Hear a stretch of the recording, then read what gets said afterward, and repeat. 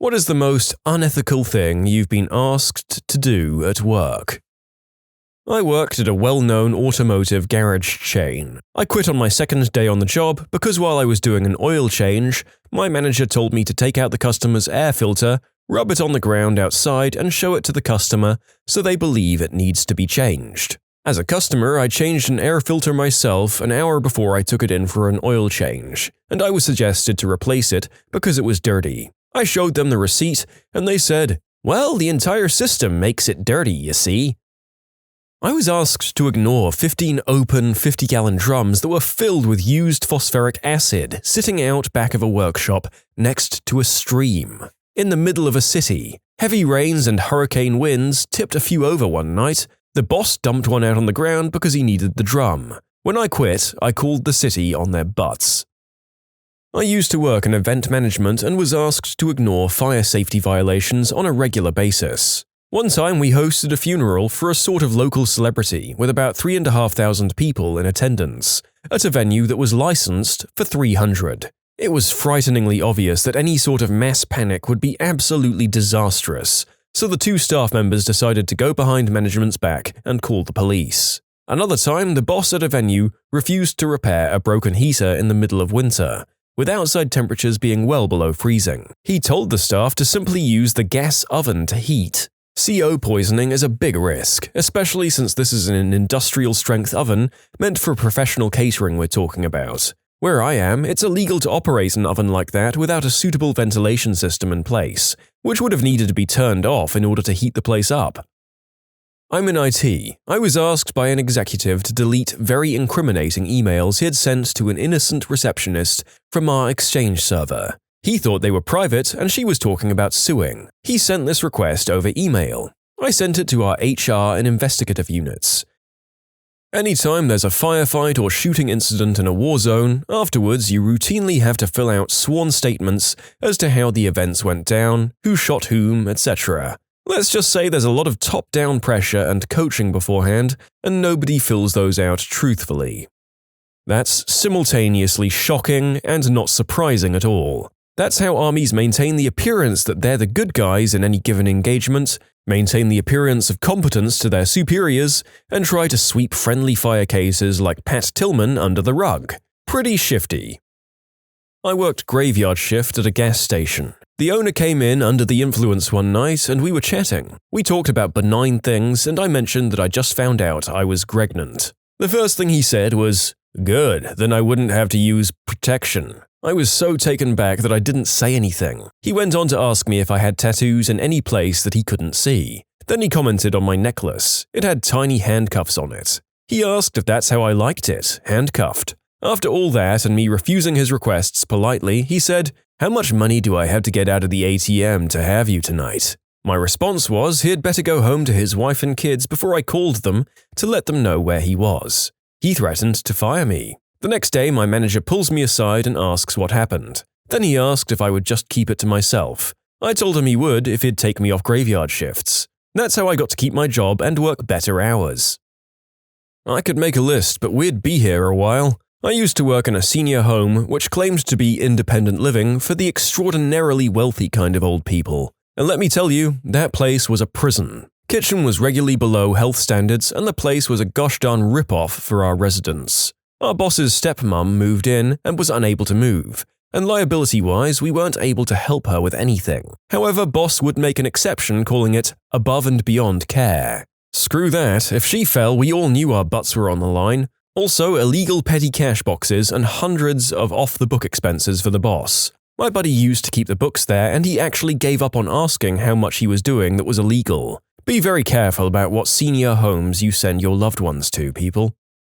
Not me personally, however, I was an assistant manager of a sports bar a few months ago. The owner's son and general manager of my store allowed an 18-year-old to serve booze. 19 is the minimum in my state, and she failed to card and served an underage person who got in a wreck. That person's car was totaled and she sustained severe injuries but lived. The owner's son called the other girl who was working on that shift, who was of legal age, and told her verbatim, "I want you to go home and practice saying in the mirror, I was your server and I carded you. She thought she had no option but to go along with it, and I had to be the one to tell the server what her boss was asking to do was commit perjury, and that if she did it, she'd go to jail, have a record, and wouldn't be able to so much as get a job at Walmart when she got out. Screw that guy for trying to ruin another person's life because he made a horrible mistake.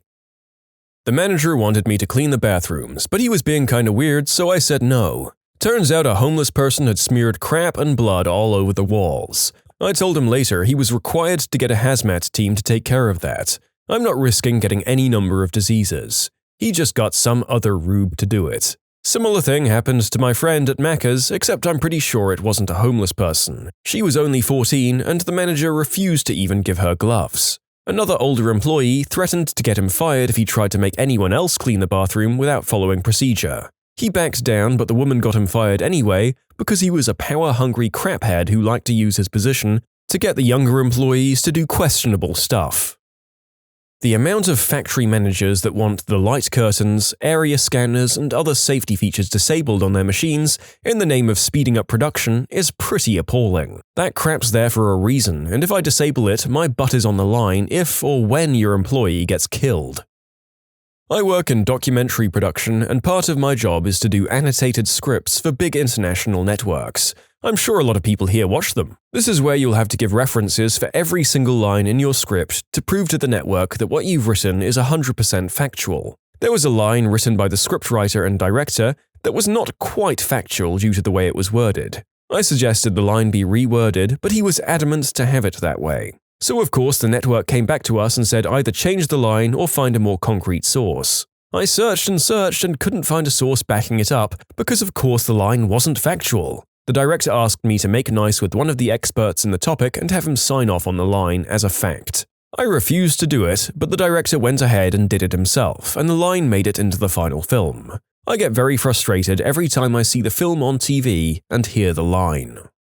When I worked in manufacturing, I would get sent into places inside running machinery because I was small and had small hands. Many of those spots were also for confined space trained people, which I was not. If you hesitated, they would scream at you from behind, which is super helpful in a confined space when you're trying not to lose your fingers in a belt. Oh, and I made $8 an hour with no benefits. No wonder they sent all those jobs to China. This was early 2000s in Wisconsin. I was a temp making pots and pans on the third shift. My boss was useless and a butthole. He ended up getting demoted to a regular worker, but was too lazy to keep up, so he was fired eventually. I did keep all my fingers, but I almost lost my scalp once. My hair got caught under a running belt. Luckily, I thought fast and grabbed my ponytail and let it take a chunk of hair instead of the whole thing. It was crappy, but I've since learned that you shouldn't do something just because someone in authority tells you to.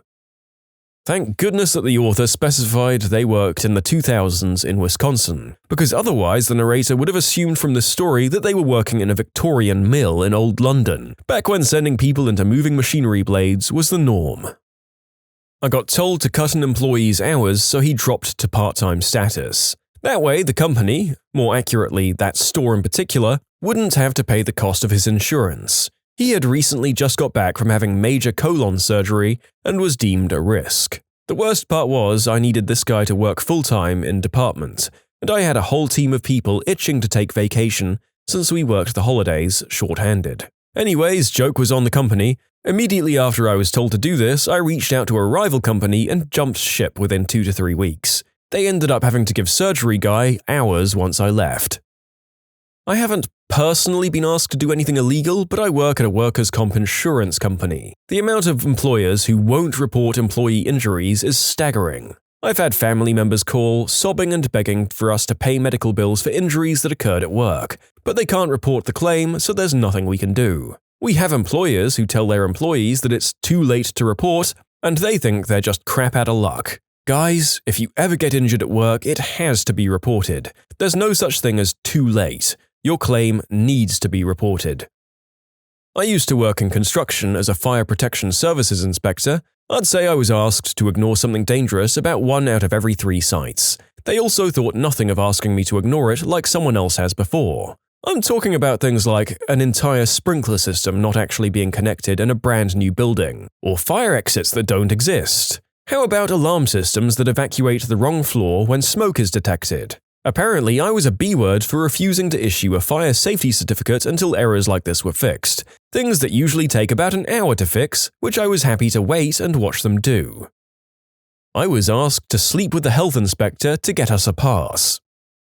Cheap motel. A lot of sketchy things, including but not limited to working girls, gambling, bending of the liquor license. All these went on there, but I worked the front desk and was told, "If any ethnic people want a room, tell them we're full." I did not comply, and 1 or 2 times I was confronted and I just said, I didn't notice they were ethnic. I lasted 6 months there.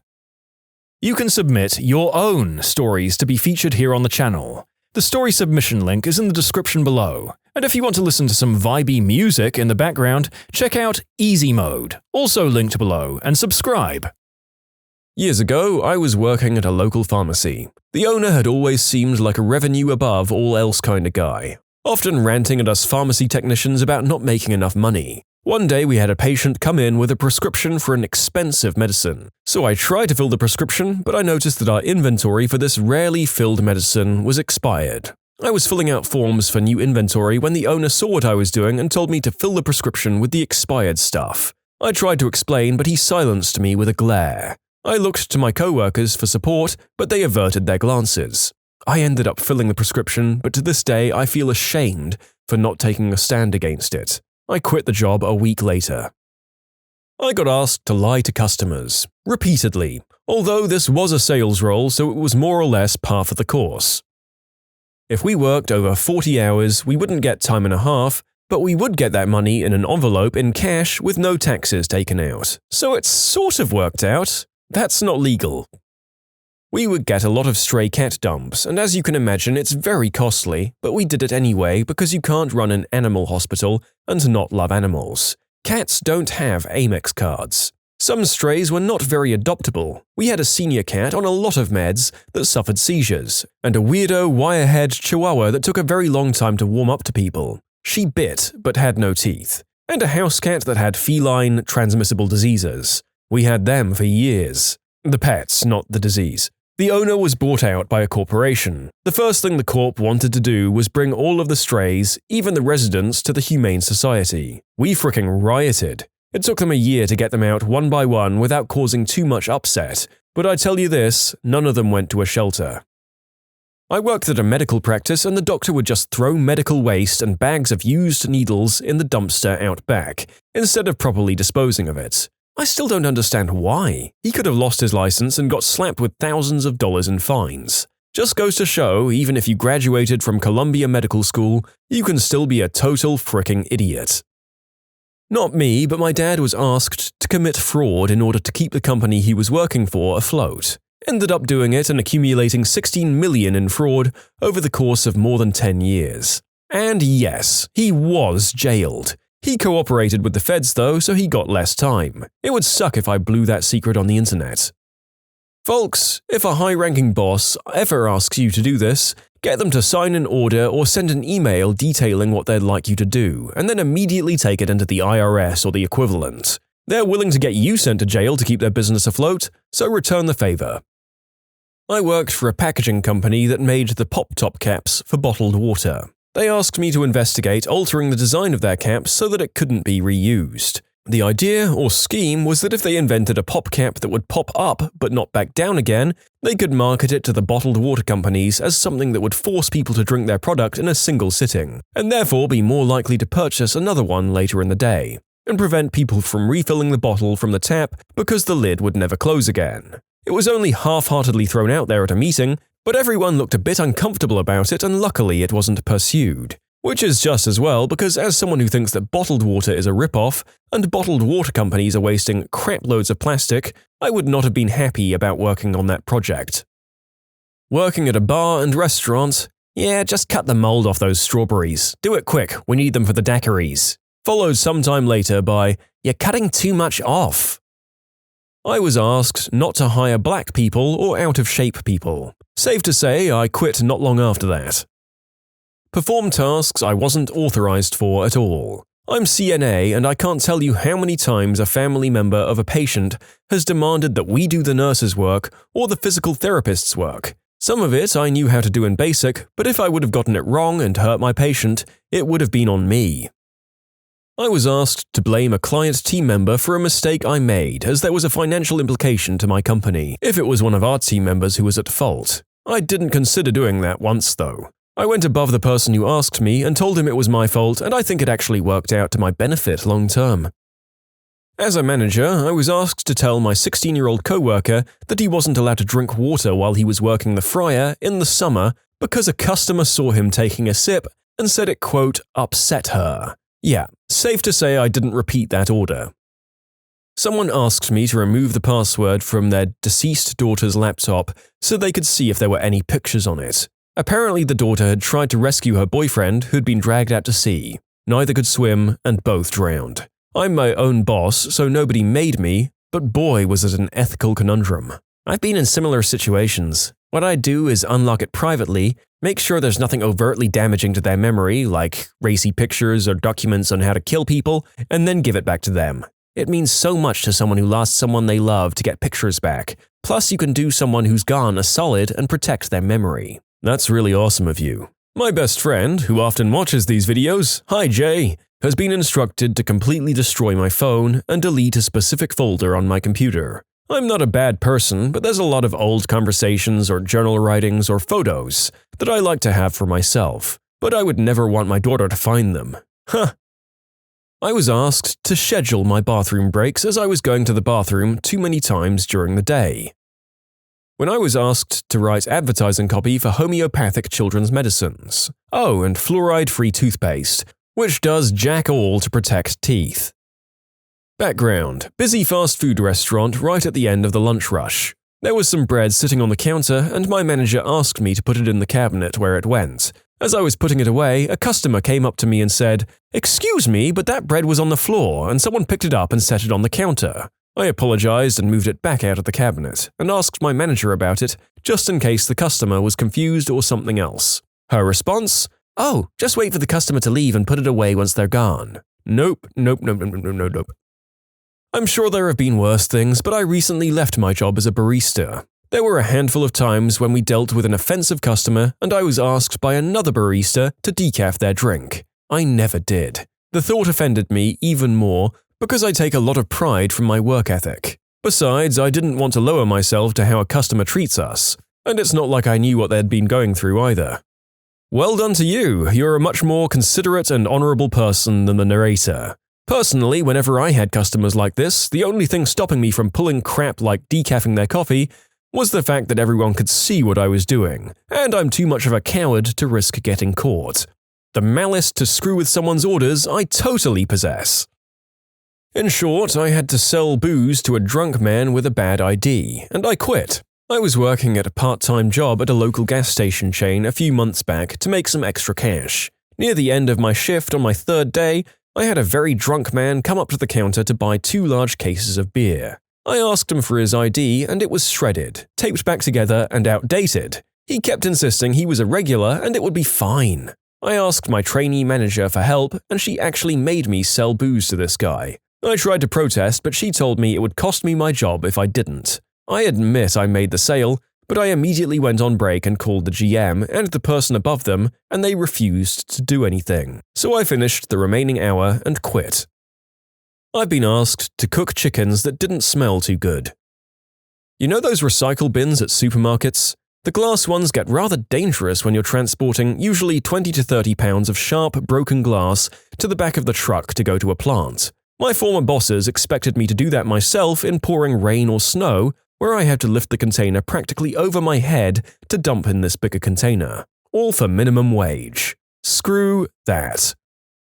As a doctor in the ICU, I have to continue treating a patient who is clearly dying and has no chance of survival because family members who know nothing about medicine get to make the decision and they don't want the person to die. So a person with no chance of survival is subjected to all sorts of invasive procedures, medications that will end up having no effect, in addition to the CPR, which is quite a violent procedure and will not save them, but it will break their ribs, among other things. I view this futile medical treatment as unethical. If someone can't survive, why am I pretending to save them by going through these motions, which is doing nothing to help?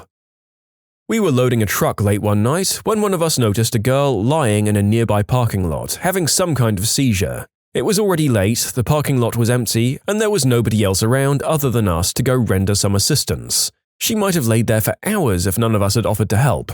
Nevertheless, our boss told us to mind our own business and finish loading the truck. I said to myself, I'm not going to just ignore someone who could be dying, so I started towards the parking lot. But my boss began insisting that I was on his time and that I would do what he told me to do. I told him to take me off his time and continued over to the girl in the parking lot. It was a long time ago, and now that I remember, my boss did call 911 when we saw her lying there, so he wasn't exactly just going to leave her there, he just didn't want any of us going over and getting involved.